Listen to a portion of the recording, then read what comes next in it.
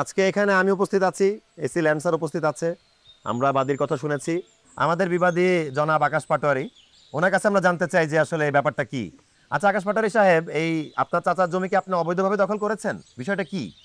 বৈধ বলতে পারেন, আবার অবৈধ বলতে পারেন। বুঝলাম না, বিষয়টা একটু ক্লিয়ার করেন। বিষয়টা হচ্ছে আমার ছোট চাচার কোনো ছেলে নাই, ওনার দুইটা মেয়ে। আর ওনার যে ধন সম্পদ, এটার একটা অংশ আমি আগেও পরে পাবো, সেটাই অগ্রিম দখল করে নিতে চাচ্ছিলাম আর কি।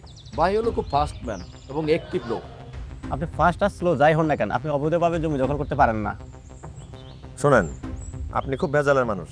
এই অল্প কয়দিনে বুঝছি ভেজাল ছাড়া আপনার একদম ভালো লাগে না। দেখেন, খুব সিম্পল একটা হিসাব।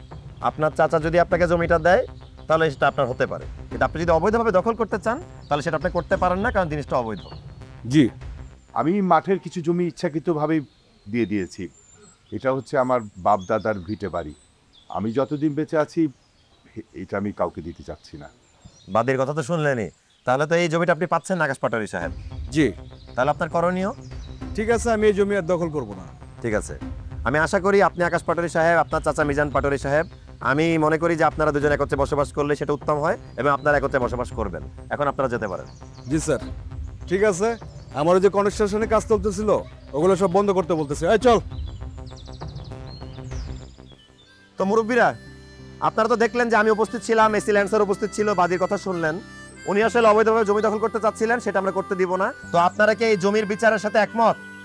একমত। ঠিক আছে, আপনারা তাহলে বাসায় যান। সবাইকে অনেক ধন্যবাদ। আসসালামু আলাইকুম।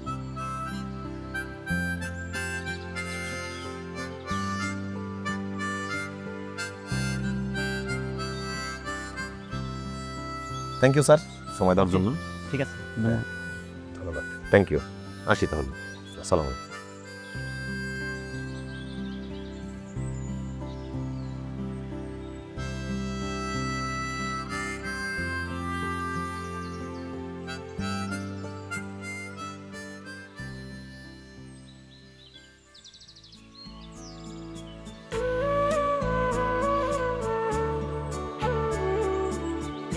শফিক